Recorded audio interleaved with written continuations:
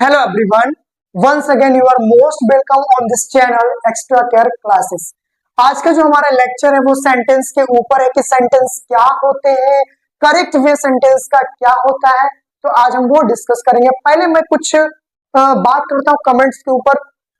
बहुत सारे स्टूडेंट ने बहुत प्यारे प्यारे कमेंट्स किए हैं, लाइक किया है, वीडियो को सब्सक्राइब भी किया है, तो मैं उन सबको एक बार थैंक्स बोलना चाहता हूँ। आई होप कि इसी तरीके से आप इस चैनल पर जुड़े रहेंगे और अपनी इंग्लिश स्किल को बेटर करेंगे। तो कुछ कमेंट्स के ऊपर मैं यहाँ पर एक कमेंट्स था बच्चे के ऊपर मैंने वहां पे नोट किया है। एक बच्चे ने पूछा था कि शुड क्या है।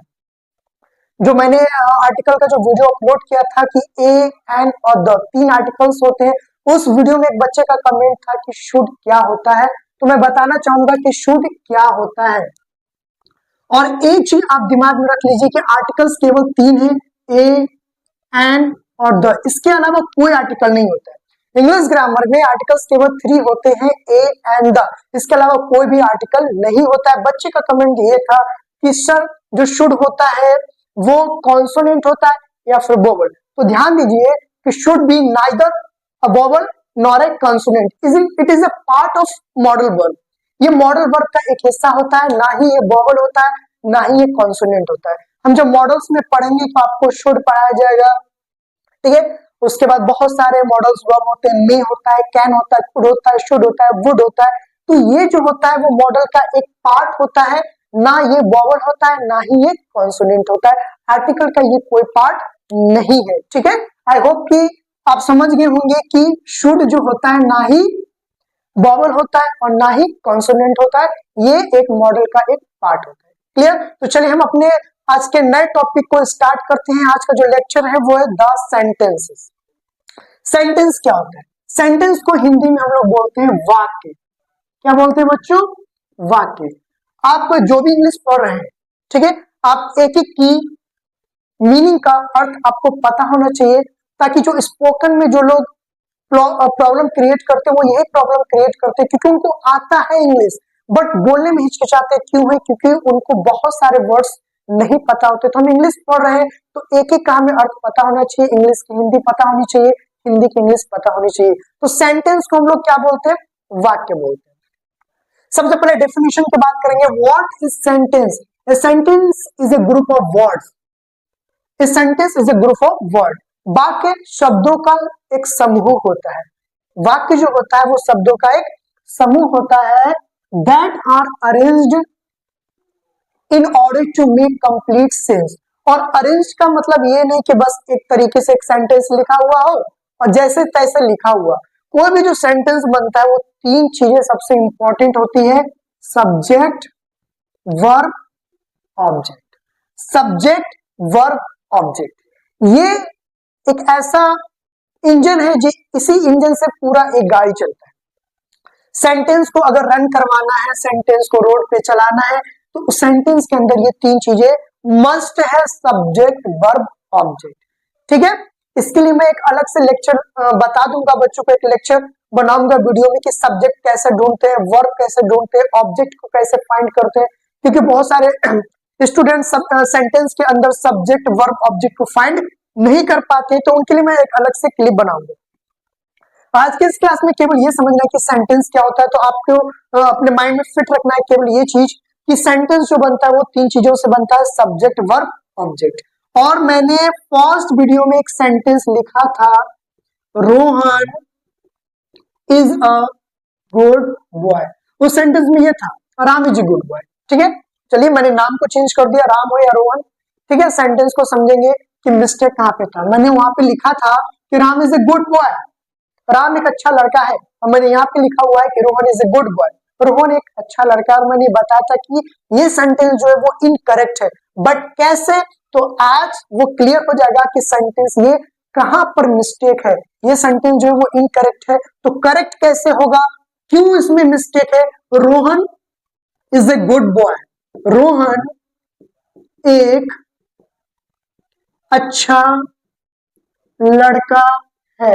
रोहन एक अच्छा लड़का, सर बिल्कुल सही तो है, सारा सेंस निकल तो रहा है, मिस्टेक कहां पर है?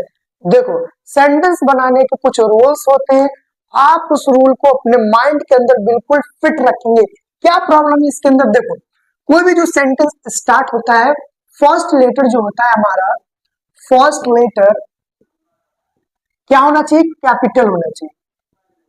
क्या होना चाहिए बच्चों? कैपिटल होना चाहिए। फर्स्ट लेटर जो होना चाहिए वो कैपिटल होना चाहिए, यानी कि बड़े अक्षर में होना चाहिए फर्स्ट लेटर। अगर मैं ऐसे लिख देता Rohan is a good boy, तो ये इनकरेक्ट होता। सबसे पहला हमारा कॉन्सेप्ट क्या है कि फर्स्ट लेटर जो होना चाहिए वो कैसा होना चाहिए? कैपिटल, बड़े अक्षर में होना चाहिए पहला लेटर। तो वो तो यहाँ पे है, तो ये हमारा क्लियर है। फर्स्ट लेटर जो होना चाहिए वो कैपिटल होना चाहिए। एंड द लास्ट में क्या होना चाहिए? Full stop. क्या होना चाहिए? फुल स्टॉप होना चाहिए। अब फुल स्टॉप के लिए बहुत सारे पंचुएशन आते हैं, जैसे कि ये, ठीक है, फुल स्टॉप का एक ये साइन होता है। उसके बाद लास्ट के सेंटेंस में या तो ये आएगा, या फिर क्वेश्चन मार्क आएगा, या फिर एक्सक्लेमेटरी का साइन आता है, ठीक है।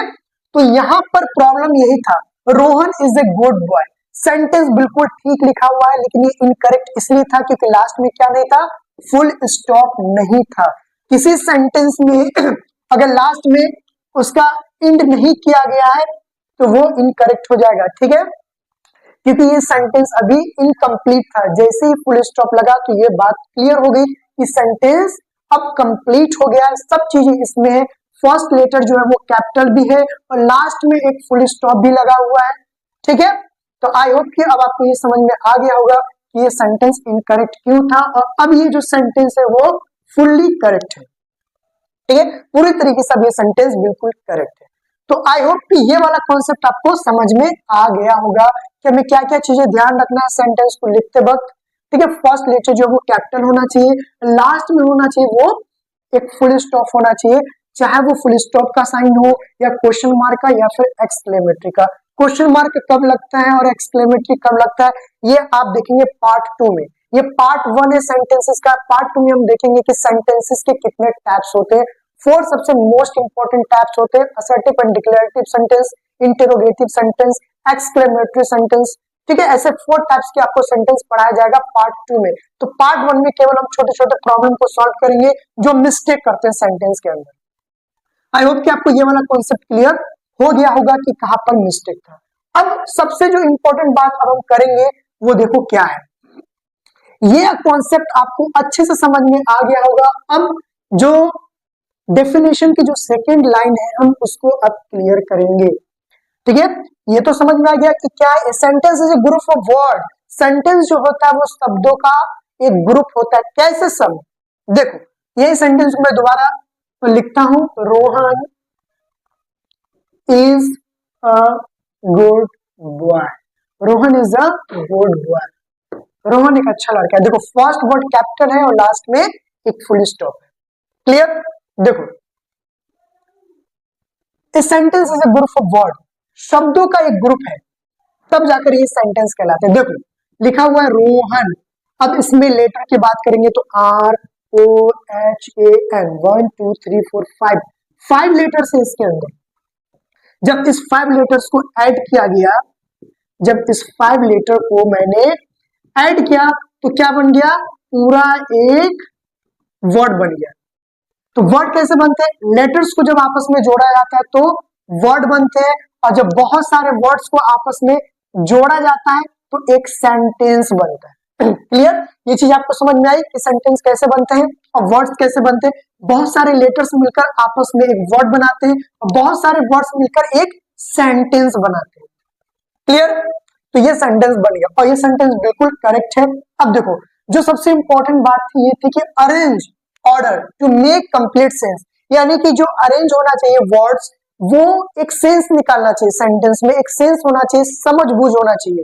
केवल ये नहीं होना चाहिए कि बस हमारे पास शब्दों का भंडार है, ठीक है, वर्ड्स ऑफ ग्रुप मेरे पास कंप्लीट है और ये बिल्कुल ठीक है, ये बिल्कुल ठीक है। अगर मैं इस सेंटेंस को कुछ इस तरीके से लिखूं, boy is Rohan a good,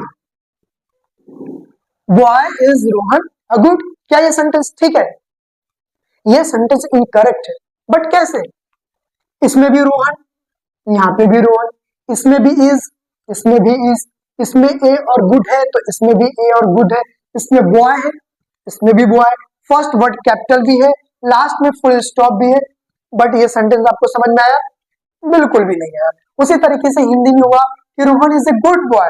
अगर मैं इस तरीके से लिख दूं, लड़का है रोहन एक अच्छा,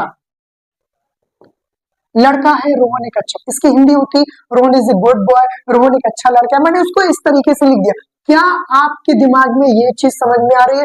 लड़का है रोहन एक अच्छा, मैं अगर ऐसे बोलूं लड़का है रोहन एक अच्छा, तो क्या आपको समझ में आ रहा है? बिल्कुल नहीं आ रहा है। क्यों? जबकि सारे वर्ड्स तो इसके अंदर है, तो फिर ये सेंटेंस इनकरेक्ट कैसे हुआ? ये कैसे, जो चीजें इसके अंदर वो चीजें इसके अंदर है, बट ये इनकरेक्ट और ये करेक्ट कैसे हुआ? वो इसलिए क्योंकि ये जो अरेंज किया गया वो इधर उधर किया गया है। रॉन्ग वे अरेंज करने से सेंटेंस का जो सेंस होता है वो समझ में नहीं आता है।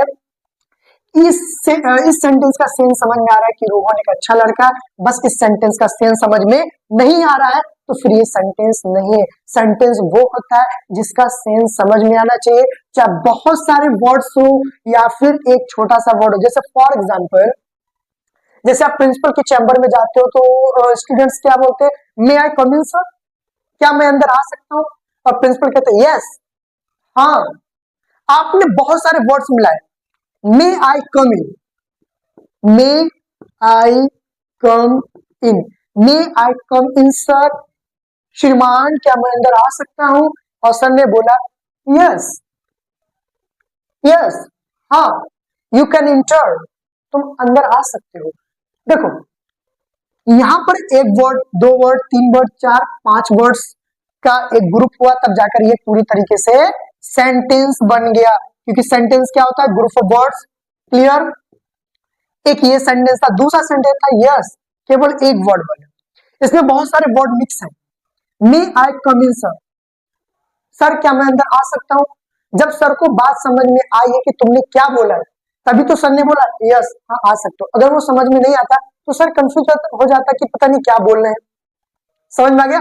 तो समझ में आता है उसी को सेंटेंस बोला जाता है जिसका कोई सेंस निकलता हो। जैसे ये उलट पुलट में लिखा हुआ था, इसका कोई सेंस नहीं निकल रहा था, तो ये सेंटेंस नहीं है। सेंटेंस का रूल ये है कि वो सेंस समझ में आना चाहिए जो बोला जा रहा है, जो बोला जा रहा है वो समझ में आना चाहिए। खाली ग्रुप ऑफ वर्ड्स होने से सेंटेंस नहीं बनता है। तो आई होप कि आपको ये समझ में आ गया होगा। फिर सर ने बोला यस, आपने इतने सारे वर्ड्स का सेंटेंस बोला और सर ने छोटा सा वर्ड बोला यस, हाँ, और तुम अंदर चले गए। आप अंदर क्यों गए? क्योंकि आपको बात समझ में आ गई कि प्रिंसिपल सर ने क्या बोला। तो जो चीज समझ में आता है उसी को बोलते हैं सेंटेंस, चाहे वो बहुत सारे वर्ड्स के हो या फिर एक वर्ड्स का हो, बस सेंस समझ में आना चाहिए, आपको बात समझ में आ जानी चाहिए, उसी को बोला जाता है सेंटेंस। क्लियर? आई होप कि मैं आपको अच्छे से समझा पा रहा हूं कि सेंटेंस क्या होता है। सेंटेंस होता है एक ग्रुप ऑफ वर्ड्स जहां पर बहुत सारे वर्ड्स मिलते हैं, एक सेंटेंस बनता है। और सेंटेंस का जो सेंस होना चाहिए वो बिल्कुल समझ में आना चाहिए। अगर वो समझ में नहीं आता है तो वो सेंटेंस नहीं होता है डियर। समझ में आ गया? आई होप कि अब आपका ये कॉन्सेप्ट क्लियर हो गया होगा कि सेंटेंस क्या होते हैं, ठीक है, और सेंटेंस किस अरेंज में लिखे जाते हैं। किसी भी सेंटेंस को बनाना है तो हमें तीन चीजें चाहिए, सब्जेक्ट, वर्ब, ऑब्जेक्ट। क्या चाहिए होता है? Subject, verb and object. ठीक है, सब्जेक्ट, वर्ब, ऑब्जेक्ट, अगर तीन चीजें हैं तो सेंटेंस बनके तैयार हो जाता है। देखो जैसे Rohan is a good boy, ठीक है, रोहन एक अच्छा लड़का है, इसमें सब्जेक्ट भी है, वर्ब भी है, ऑब्जेक्ट भी है, तो ये सेंटेंस हमारा क्लियर है। क्लियर? जैसे you are watching my video, आप मेरा वीडियो देख रहे हैं, तो इसमें सब्जेक्ट भी है, वर्ब भी है, ऑब्जेक्ट भी है। क्लियर? तो आई होप कि सारा कॉन्सेप्ट मैंने क्लियर कर दिया है। तो ये पार्ट नंबर 1 में मैंने केवल ये बताया था कि सेंटेंस क्या है। पार्ट 2 में हम डिस्कस करेंगे कि कितने तरह के सेंटेंस होते हैं और उनको हम अच्छे से डिटेल में क्लियर करेंगे। तो अब आप कर दीजिए इस वीडियो पे एक छोटा सा लाइक, और कोई भी कमेंट हो तो आप कमेंट्स जरूर करते रहे। अगर कोई डाउट्स है तो अपने डाउट्स को कमेंट के जरिए हम तक पहुंचाइए। मैं आपके कमेंट्स को बोर्ड पर लिखकर अच्छे से समझाऊंगा कि क्या प्रॉब्लम है। ठीक है, तो सारे मैंने डाउट्स क्लियर कर दिए। फिर भी अगर कोई प्रॉब्लम होता है तो इस वीडियो में आप कमेंट करें, और जितना हो तो इस वीडियो को ज्यादा से ज्यादा शेयर करें। आप अपनी स्टोरी पे लगाएं, ठीक है, अपने रिलेटिव और फ्रेंड्स को भेजें, जितना हो सके इस वीडियो को शेयर करें। और इस चैनल पे अगर आप नया है तो इस चैनल को जरूर सब्सक्राइब करें और बेल आइकन को प्रेस कर दे ताकि जितनी भी मैं वीडियोस को अपलोड कर सकूं और आप तक वो सारे नोटिफिकेशन पहुंच सके। Clear? Thank you very much.